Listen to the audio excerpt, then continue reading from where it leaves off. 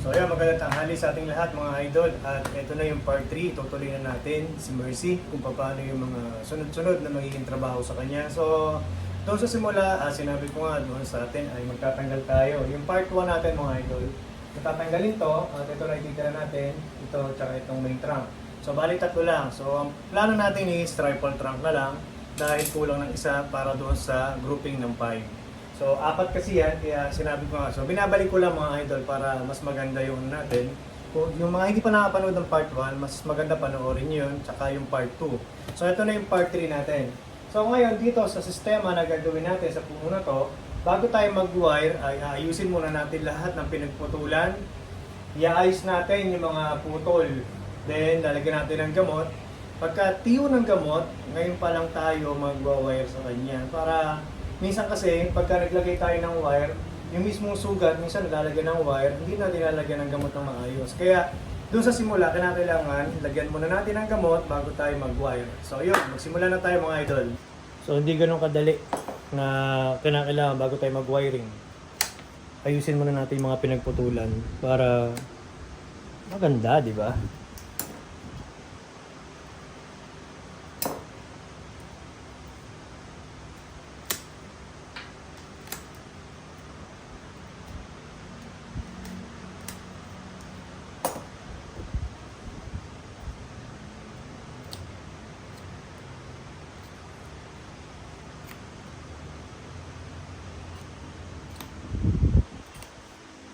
Yung mga sugat na marai na yan, walang kaso yan. Hihilumin niya ni Ficus microcarpa.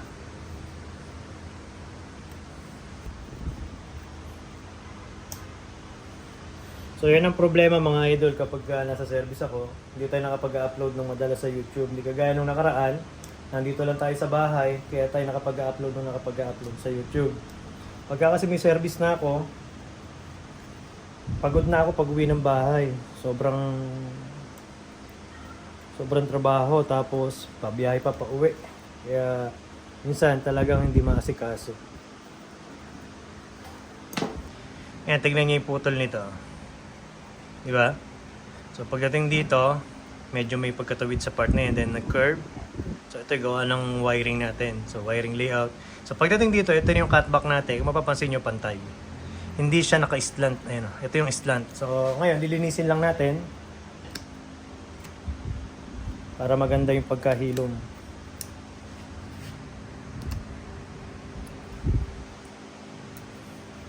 Bababa natin mamaya yan. So sana mababa pa natin. So tapos yung isa sa likod na to, hindi na natin to i-workshop. Gawa ng, tatanggalin din naman natin mamaya yan pagkatapos natin i-workshop. Susunod na kasi natin yung ilalim.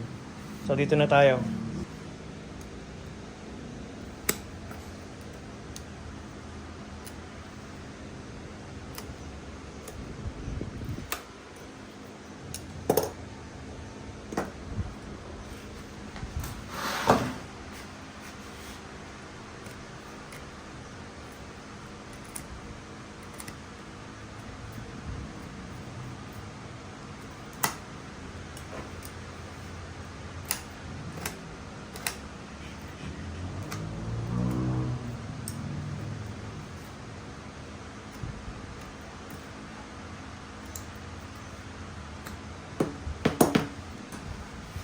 Bilis natin mag-workshop, no?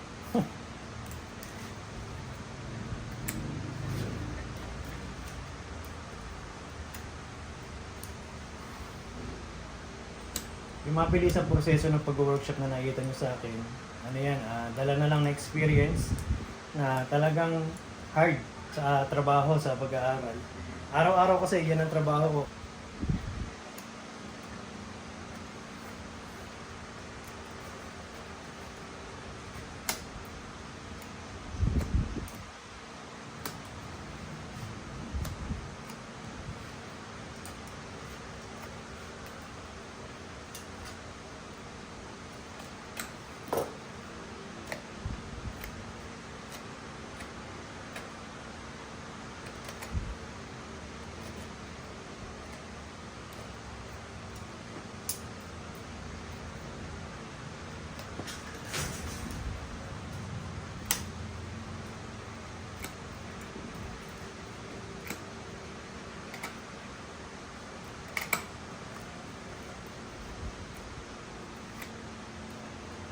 So ito yung mga nasa taas sa cutback na yan. Yan yung mga dati na sanga. Nung nasa baba pa siya, napababayaan, kaya nagkaroon ng mga cutback sa taas.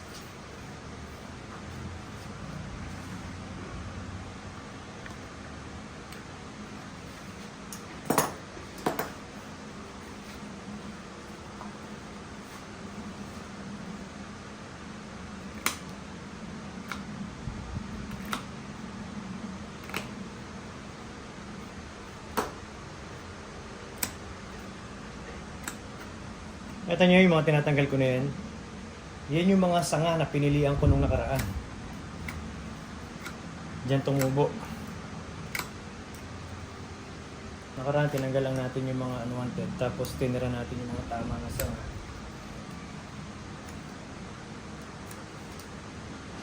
Wala na.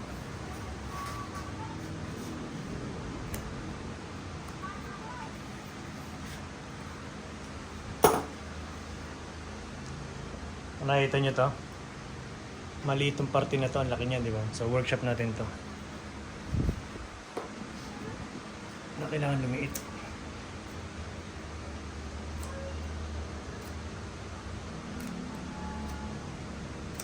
Sa Picos, walang kaso yan.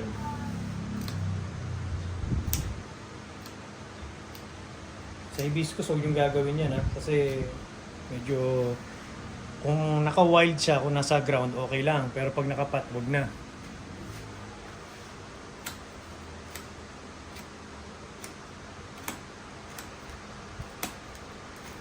Ito, may malaki to dati dito. So, tinanggal ko kasi magkakaroon tayo ng apex dito. Ngayon, kung kukunin natin to, aabot kasi yung pads sa part na yan, then magdidikit yung apex ito at saka ito. So, mawawalan siya ng negative space para pag nabuo yan, magiging triangle lang yan. So, huwag natin gawin triangle kapag nasa multiple tayo.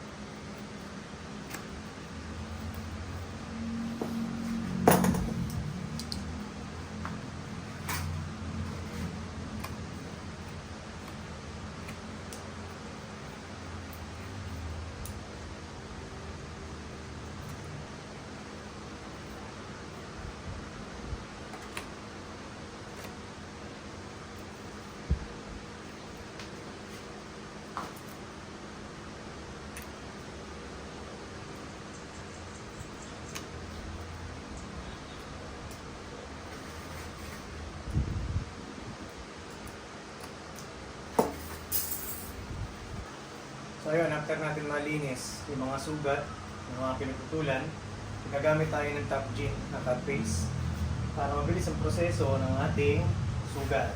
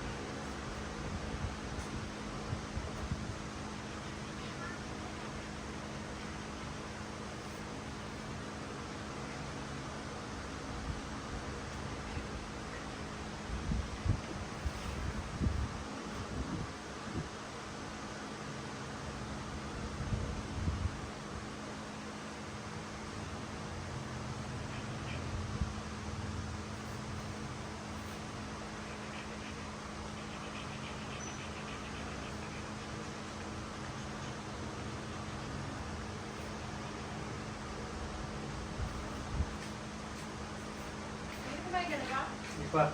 Okay pa man. Wala. Ayan, magbibili isang pechay. Pechay na lang, tsaka ano to.